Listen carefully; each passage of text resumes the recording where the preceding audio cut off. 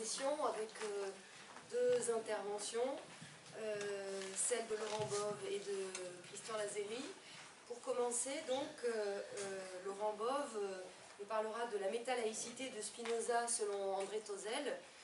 En quelques mots, donc, professeur de philosophie à l'Université de Picardie Jules Verne, président de l'association des Amis de Spinoza. Laurent Bove a publié divers ouvrages, dont La stratégie du conatus, Affirmation et résistance chez Spinoza. Avant de vous donner la parole, j'aimerais rappeler cette affirmation d'André, qui dans un entretien déclarait de lui-même « La religion n'est pas qu'une forme transformée de la superstition, j'ai mis du temps à le comprendre ». Et pourtant, il s'est bien employé à nous le faire comprendre, notamment dans nous, citoyens laïques et fraternels. Et je vous remercie par avance de nous éclairer sur cette métalaïcité comprise par André à la lumière de Spinoza. Oui, je vous remercie, Madame la Présidente. Effectivement, je vais parler d'une des dernières expressions de la pensée en mouvement d'André Tozzel et en référence à Spinoza. Alors, la dernière fois, justement, que j'ai eu la joie de dialoguer avec André Tozzel, c'était à Bruxelles, pour un colloque sur l'actualité du Tractatus de Spinoza et la question théologico-politique. André avait parlé de la laïcité chez Spinoza sous le titre « Démocratie du commun et religion civile ». Et j'avais de mon côté traité de la fides et des principes de la socialité dans le TTP. Nos deux exposés, c'est ce que nous avions constaté, avaient une orientation commune, soit le projet de penser avec Spinoza la socialité du point de vue de la pietas, c'est-à-dire une piété constituante ou une pratique de foi indépendante des églises et de leurs croyances particulières, mais qui ne saurait par contre être indépendante des institutions politiques et des pratiques citoyennes sans lesquelles la civitas perdrait toute consistance. La différence essentielle qu'apportait alors André Tozzel, c'est qu'en introduisant directement dans le débat du commentaire spinozien la question de la laïcité, il bouleversait profondément nos repères, nos distinctions et nos réflexes laïques habituels en nous invitant, en regard de la mutation historique dans laquelle nous sommes jetés, à tirer logiquement les conséquences, pour nous, de la conception sociale de la foi chez Spinoza. Et c'est sur cette leçon éthique et politique d'André Tozzel que je souhaite m'arrêter aujourd'hui. Il nous faut d'abord brièvement rappeler, avant de discuter des conséquences et des enjeux de la conception spinozienne de la foi, l'analyse politique de la situation historique contemporaine à laquelle André Tozzel n'a eu de cesse de s'atteler tout au long de sa vie intellectuelle et militante. Une analyse qu'il avait reprise et prolongée dans son ouvrage de 2015 qui traite de la laïcité et qui intègre d'ailleurs sa conférence de Bruxelles sur Spinoza, nous, citoyens laïques et fraternels. Point d'interrogation. André Tozzel explique dans ce livre que dans la conjoncture bouleversante d'une globalisation capitaliste dont une des conséquences majeures est de provoquer au sein des sociétés le retour en force de la question théologico-politique, revenir à Spinoza sous la rétrospection de la question de la laïcité est un acte authentiquement philosophique et politique des plus utiles. Et ce d'abord afin de laisser, je cite, inquiéter nos certitudes laïques et les certitudes théologico-politiques des autres en vigueur aujourd'hui. Afin ensuite de pouvoir déchiffrer dans le TTP ce que pourrait être pour les sociétés contemporaines, et particulièrement pour la société française, les principes fondamentaux d'une approche nouvelle, non dogmatique de la laïcité, ajustée aux défis contemporains de la multiculturalité. Et ce afin de construire, écrit André Tozzel, une authentique interculturalité. Pour bien comprendre la singularité et l'importance politique et philosophique de la perspective tozelienne, il faut souligner d'abord que l'analyse d'André Tozzel inscrit de fait la question de la laïcité dans une interrogation plus vaste sur la justice sociale et sur la solidarité que celle-ci suppose. Tosel souligne avec raison qu'à la différence des penseurs libéraux, pour Spinoza, la solidarité est primaire et que cette solidarité est le fondement coopératif de la politique. Cette leçon spinoziste s'avère essentielle pour comprendre l'approche toselienne de la laïcité. Ce n'est pourtant pas directement à partir des développements explicitement politiques de Spinoza que Tosel va aller vers ce fondement social et solidaire de la politique. Alors je pense particulièrement à la voie qu'il était possible d'emprunter d'un accès direct au fondement solidaire que permet la problématique éthico-politique de la promesse dans le chapitre 16, paragraphe 5 du TTP, et j'y reviendrai. Mais c'est par le biais du religieux et de la loi divine que la question va être abordée par André Tosel. Dans le chapitre 12 du TTP, Spinoza dit en effet que la justice est inscrite dans les cœurs, c'est-à-dire dans la pensée humaine sous la forme d'une loi divine qui peut être extraite aussi bien de l'écriture sainte selon la méthode d'interprétation historique, philologique, rhétorique par laquelle le texte de l'écriture peut être compris à partir de sa propre lettre et non pas par la raison philosophique qui alors s'y substituerait, insiste Tosel. Et c'est de là qu'André va partir. Cette position du problème qui conduit à chercher une voie de redéfinition de la laïcité à partir de l'imaginaire religieux est évidemment très paradoxale, du moins au premier abord. D'autant plus quand on se souvient de ce qu'écrit par ailleurs Spinoza dans son traité politique, à savoir qu'il n'y a de justice qu'en fonction du décret commun de la cité, mais aussi et surtout que c'est la revendication d'une valeur indépendante de justice, une justice revendiquée au nom de Dieu qui prétend avoir barre sur les décisions de l'État, qui est responsable des plus funestes délires, à savoir la guerre civile qu'attise la haine des théologiens au nom d'une loi divine qu'ils opposent de manière séditieuse aux autorités de l'État. Et ce sont bien ces conséquences catastrophiques que Spinoza, à la suite de Hobbes, a souhaité philosophiquement enrayer en concevant clairement dans son TTP, comme dans le traité politique, que chaque citoyen, loin d'être son propre juge en matière de justice, relevait en ce domaine de la cité dont il est obligé d'exécuter tous les ordres. Comment alors la loi divine pourrait-elle offrir une norme, l'expression est d'André Tosel, universelle et indépendante de justice, si cette justice, comme Spinoza l'affirme par ailleurs, ne peut être effectivement prescrite que par la loi d'un État particulier? Cette interrogation nous amène à examiner avec beaucoup plus d'attention la méthode d'André Tosel, qui en tant qu'éminent commentateur du traité théologico-politique, va réouvrir et renouveler le débat sur la laïcité par la voie de l'analyse de la distinction de deux figures spinoziennes du religieux, à savoir celle de la religion dite extérieure, c'est-à-dire l'ensemble des superstitions, la religion du théologien, et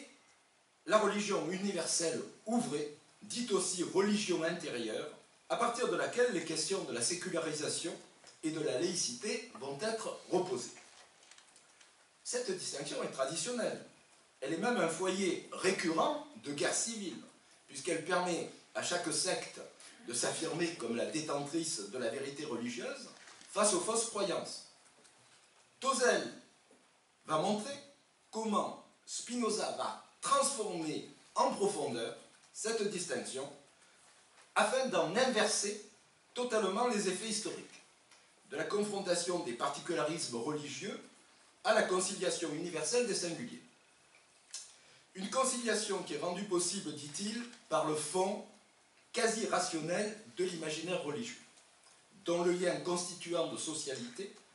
peut alors être tenu pour celui d'une figure nouvelle et matricielle de la laïcité, ou plutôt d'une méta-laïcité. Et là est la thèse novatrice qu'André Tosel lit chez Spinoza. La notion de métalaïcité désigne non seulement la laïcité qui vient après celle nationale et monoculturelle que nous connaissons, une laïcité de seconde génération qui sera donc mieux adaptée à notre temps et à nos espaces de vie commune, espaces et temps qui sont ceux de la mondialisation et de la multiculturalité. Mais métalaïcité désigne aussi la distance critique qui doit permettre le métalien comme norme, afin de penser et de juger,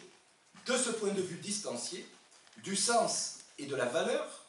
des différentes formes historiques qu'a pris et que peut prendre encore la laïcité au sein des sociétés. D'où d'abord l'importance décisive de l'idée de justice qui constitue l'horizon de sens de la question de la laïcité. La construction laïque du social étant indissociable pour Spinoza comme pour Tosel d'une liberté commune. Il faut bien souligner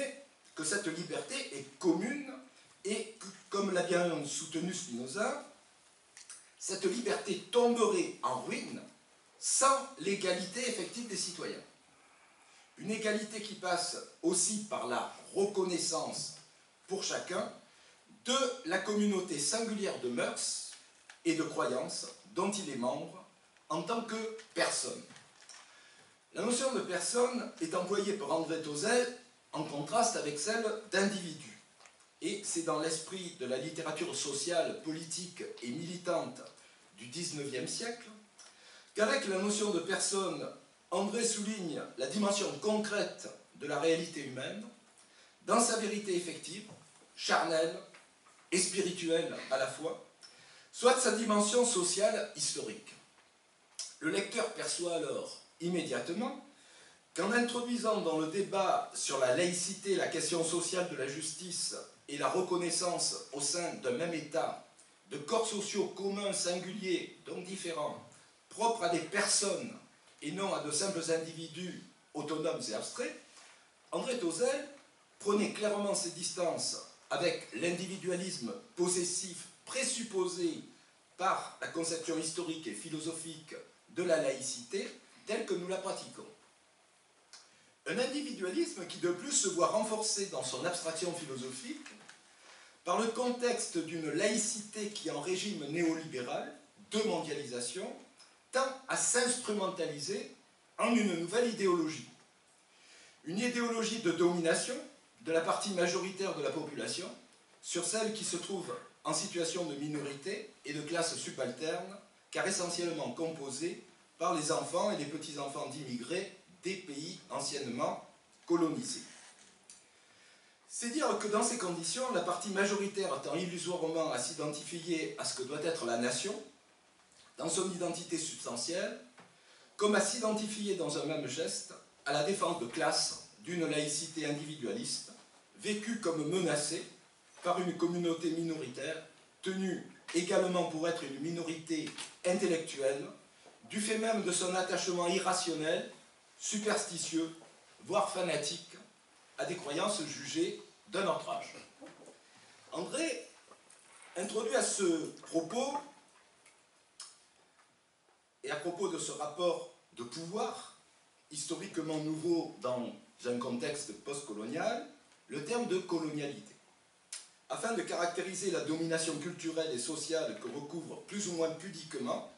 le militantisme en faveur d'une posture laïque sans concession, qui se décline selon les 4 formes idéales de la version forte de la laïcité, telle que l'ont décrite Jean Bobéro et Micheline Milot dans l'ouvrage cité par Tosel, Laïcité sans frontières, publié en 2011.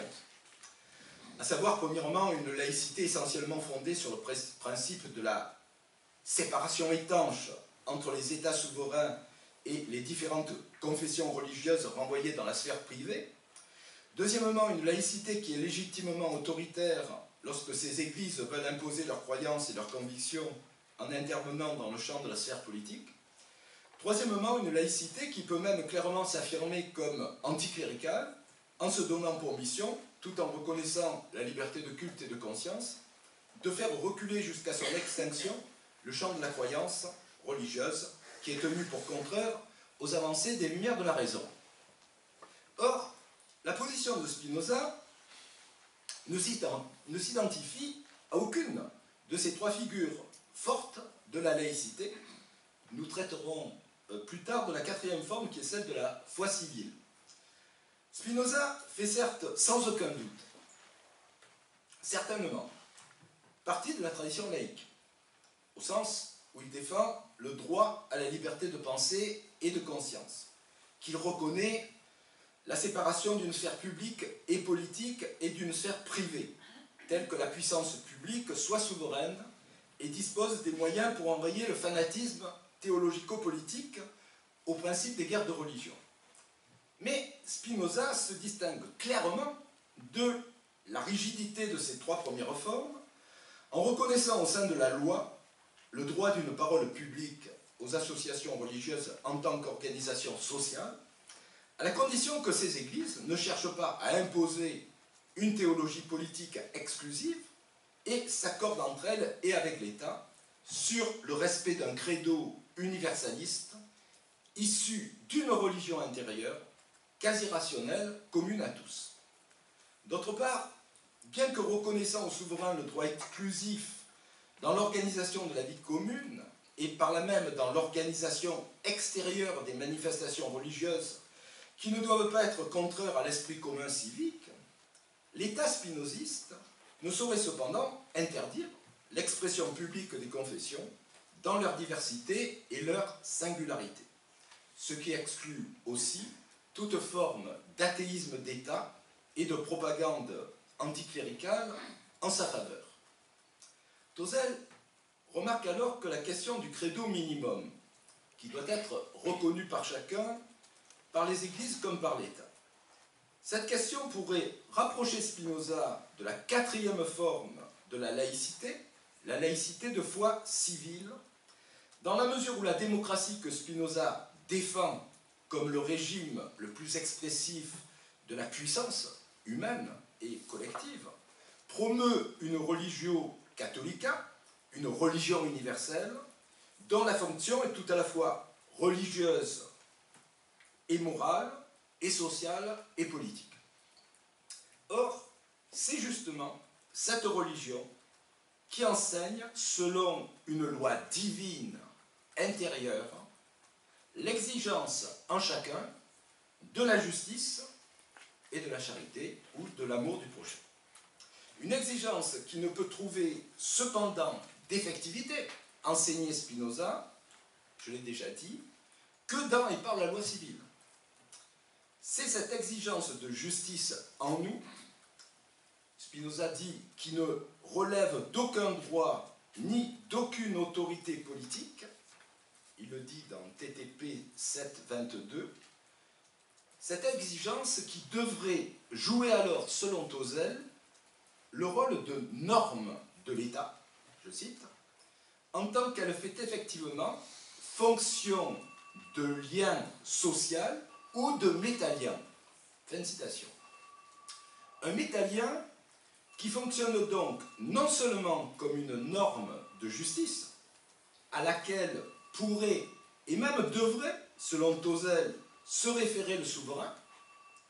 de manière fonctionnelle, afin de ne pas provoquer par ses décisions un sentiment d'injustice et d'indignation au sein de sa propre population, mais aussi paradoxalement, puisqu'il s'agit de religion, au sens où ce métalien fonctionne comme une norme à laquelle on peut se référer, comme à la mesure même de la laïcité, en ce que ce lien permet de juger pragmatiquement, c'est-à-dire selon les effets de liberté d'expression, individuelle ou commune,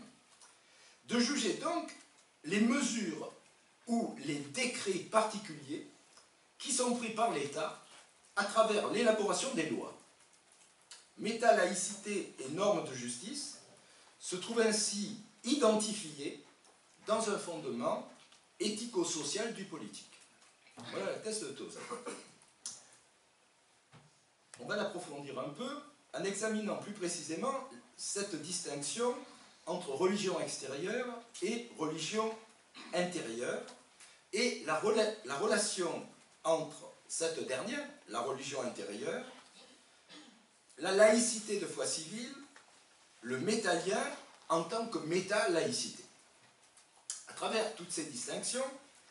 Tauzet poursuit un travail théorique paradoxal dans ses moyens. De la matrice religieuse, de la loi divine réfléchie de manière critique, il dégage un nouvel esprit laïque conciliateur, en lui-même libre de toute religion, bien qu'issu de celle-ci, un esprit non religieux donc, capable de juger de la dimension idéologique et religieuse des formes de laïcité exclusive, et aussi capable de penser la dimension impolitique qui traverse toute religion et qui permet à ses fidèles d'entrer en solidarité intrinsèque avec tous les autres membres de la société, quelle que soit leur tendance religieuse, non religieuse ou philosophique. Nous allons revenir sur ce concept d'impolitique et sur son usage tauzelien permis par ce fondement éthico-social du politique. Je dis rapidement, d'ores et déjà, que l'impolitique désigne, je cite Tauzel,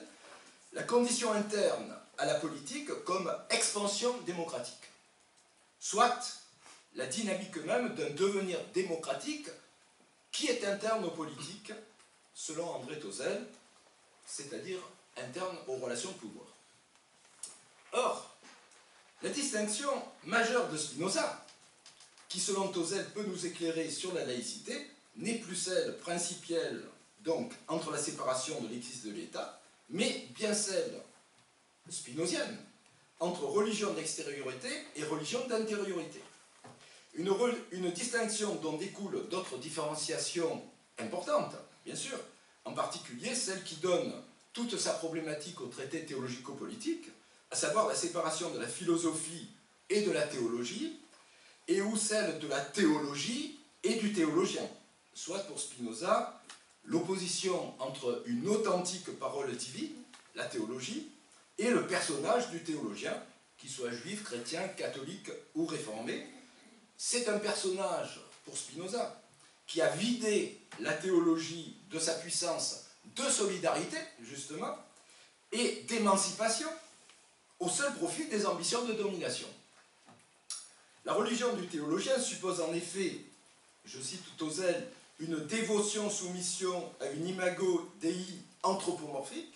celle d'un roi ou d'un législateur, rector naturae, qui joue le rôle d'un signifiant maître. Hein, bien sûr, ce sont des expressions de Tauzel. Hein, et au profit de la domination de telle ou telle église. Et là est le cœur de la religion extérieure. La religion d'intériorité, au contraire, repose sur la liberté individuelle, dont l'exercice au sens plein du terme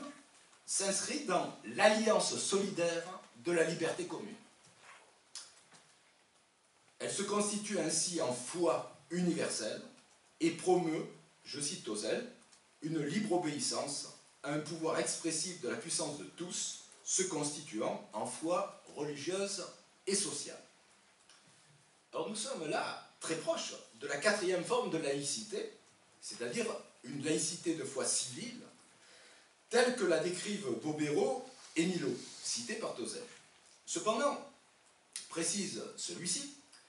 cette foi civile se particularise historiquement et nécessairement en religio patriae,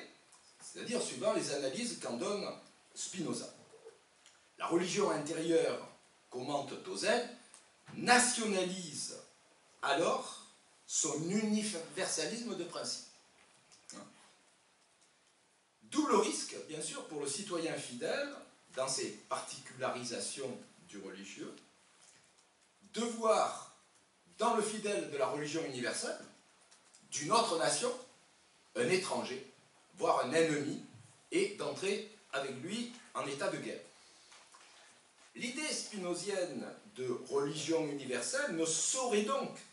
se réduire à l'idée d'une religion de foi civile, qui n'en est de fait qu'une particularisation historique et parfois très dangereuse. En mettant en œuvre deux concepts venus de l'extérieur du spinozisme, le concept de métalaïcité et le concept d'impolitique, ce que fait André, c'est de montrer que l'opération théorique originale à laquelle se livre Spinoza est celle de la production conceptuelle d'un métalien qui permet de réfléchir de manière critique les différentes figures théologico-politiques de la foi civile, dont celle de la laïcité nationale, qu'on peut alors saisir dans ses dimensions idéologiques et religieuses, mais religieuses maintenant au sens de la superstition ou de l'extériorité. L'idée de Dieu qui se trouve dans les cœurs et dans l'interprétation de l'écriture, selon Spinoza, procure en effet ce que Tosel appelle un nouveau signifiant maître, qui bouleverse profondément l'économie de l'imaginaire religieux, c'est-à-dire l'économie de la référence à l'autre et du tiers symbolique divin, j'emploie les mots de Tosel, qui révolutionne le régime de servitude de l'obéissance aux tiers et aux autorités politiques en le transformant en une obéissance voulue, aimée pour son caractère salutaire. C'est que, pour la religion intérieure, Dieu est essentiellement défini sur un plan pratique d'immanence par les attributs qui sont eux-mêmes pratiques de la justice et de la charité, c'est-à-dire de l'amour du prochain. C'est écrit Tosel, je cite, « le divin en nous, notre sacré ». Et en effet, selon le chapitre 12 du traité théologico-politique, ce qui est sacré ou divin en nous, c'est la pietas, soit la pratique commune de la justice et de la charité, envisagée d'un point de vue pragmatique, c'est-à-dire du point de vue de ses effets. Des effets qui sont alors constituants de l'humanité de l'homme, au sens où pietas et fides sont au principe solidaire de la socialité, comme elles peuvent aussi tenir le rôle de sa norme universelle. Et c'est donc par la religion, en tant qu'elle est d'intériorité et qu'elle permet la production de ce nouveau signifiant maître, que Tosel, lecteur de Spinoza, ouvre la voie à une solidarité essentielle, matrice de la socialité et voie par laquelle l'esprit de la laïcité est entièrement à la fois renouvelé, revivifié, comme par une sorte de retour au principe, où l'on retrouve, par la voie de la sécularisation du religieux, l'idée émise par Spinoza d'une promesse qui serait au principe de la socialité, comme il le fait dans le chapitre 16, et à laquelle nous faisions référence au début de notre exposé, comme une autre voie possible d'accès direct au fondement solidaire, éthico-social du politique, auquel se réfère Tosel. En fait, ces deux voies convergent parfaitement. Retour au principe donc, un principe qui, loin d'opposer raison et religion, trouve en cette dernière un fond rationnel nécessaire, utile à la vie humaine, dans et par la liberté commune. Vers quel type alors de pratique de la laïcité à la lumière de Spinoza André Tosel conduit-il son lecteur par ses entrelacements théoriques entre le commentaire du traité théologico-politique et les analyses politiques contemporaines? C'est le concept d'impolitique, justement, que Tosel hérite du philosophe italien Roberto Esposito. C'est le concept d'impolitique qui lui donne la solution. Je cite, « Il n'existe pas, en effet, écrit Tosel, de pouvoir politique étatique qui ne contienne en son sein une brisure, une faille interne de ce pouvoir. Cette faille oppose les pratiques du pouvoir politique au jugement, à l'interprétation et à la pratique des droits que chacun revendique d'exercer en tant que membre tout à la fois individuel et associé aux autres de la société commune. » Fin de citation. Or, chacune de ces revendications vis-à-vis du pouvoir, jugement, interprétation, pratique des droits, chacune de ces pratiques présuppose potentiellement la coopération primaire dont chacun participe essentiellement et socialement. Coopération primaire qu'exprime idéalement, disions-nous, cette promesse par laquelle et dans laquelle on peut lire en effet, chez Spinoza lui-même, les quatre engagements majeurs de ceux qui deviennent les citoyens. Non seulement, dans cette promesse, l'exigence rationnelle d'égalité et de solidarité, dans la défense du droit d'autrui comme s'il s'agissait de son propre droit, mais aussi la convergence intrinsèque de cette exigence avec le précepte majeur de la religion universelle ou intérieure de l'amour du prochain, ce que Spinoza indiquera explicitement encore dans le traité politique. Tout à l'heure, on se demandait les différences, mais là, il y a la continuité avec le traité politique. Quand il écrit dans le traité politique que la religion enseigne à aimer son prochain comme soi-même, c'est-à-dire à défendre le droit d'autrui comme le sien propre. C'est déjà inscrit au cœur de la promesse. Alors l'impolitique Tocqueville enveloppe donc, dans la coopération consistante qu'il suppose, une puissance insistante et inaliénable de résistance commune à la domination et ou de revendication que le pouvoir que n'importe quel pouvoir devra savoir indéfiniment intégrer dans ses propres institutions et dans ses lois, au risque d'être détruit. Et cette intégration est celle de fait, quand on lit Spinoza, des mesures que l'expérience et la raison imposent aux stratégies de conservation de l'État, au hasard de l'histoire, et que Spinoza, dans le traité politique, s'efforce de recueillir, d'agencer, selon une disposition ou un dispositif rationnel, conçu et pensé comme celui de la construction même de la causalité adéquate du conatus du corps politique. Quelle forme de laïcité la lecture de Spinoza peut-elle alors susciter dans le contexte contemporain d'une société mondialisée et multiculturelle qu'il faut démocratiser? Il y a une exigence de démocratisation, même s'il n'y a pas de finalité interne. Si l'on se trouve dans un contexte de religion civile laïque, qui avec la laïcité de séparation est globalement la situation qui caractérise le contexte français,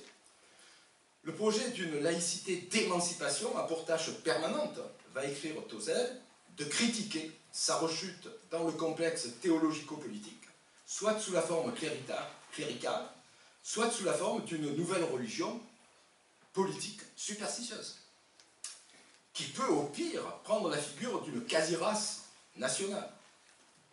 Et cette résistance active pour la liberté commune promeut alors l'avènement de formes de laïcité dont Spinoza lui-même, selon Tocqueville, se serait approché et qui correspondent globalement à ce que Bobero et Milo ont appelé, en contraste avec les 4 formes dogmatiques précédentes, laïcité de reconnaissance et de collaboration. C'est-à-dire d'abord reconnaissance de l'autonomie de la personne et de la confession de laquelle elle participe, qui sont ainsi en quelque sorte déprivatisées. Dans cette perspective, et tout en maintenant le principe de séparation avec les églises, une séparation que Spinoza lui-même ne connaissait pas historiquement,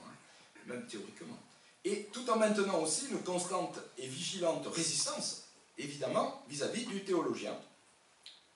où on retrouve les premières œuvres de Tocqueville, l'État pourrait engager avec ces églises des collaborations sur des questions concernant le bien commun. Alors Tocqueville cite la justice, l'éthique sociale, la bioéthique, tout en gardant, bien sûr, le droit à la décision ultime, ce qui est une position non discutable de Spinoza, ce primat de la loi. Cette collaboration exige ainsi des églises d'assumer toujours plus la dimension éthique de l'impolitique et du devenir démocratique qui les traverse, tout en préservant ces églises, et même en les prévenant, des tendances communautaristes ou théologico-politiques qui les travaillent. La méditation spinoziste d'André Tocqueville réouvre alors l'esprit de la laïcité et le champ de la position de ses problèmes, en montrant combien, pour la laïcité qui vient, je cite, une collaboration critique devient possible avec tous, et ainsi, c'est la leçon d'André qui nous a laissé. Spinoza enseigne, dit-il, je terminerai sur ces paroles, une approche fonctionnelle, relationnelle, mais universaliste de la laïcité, multiple et sensible aux conjonctures historiques et aux structures politiques de base, plus soucieuse de comprendre les apories de l'universalisme de la foi, de la loi formelle et du particularisme de son contenu concret, que de donner des solutions toutes faites. Cette leçon vaut aussi pour notre situation de multiculturalité, pour laquelle, dit-il, il faut déterminer en spinoziste les notions communes qui sont susceptibles de la transformer en interculturalité. Je vous remercie.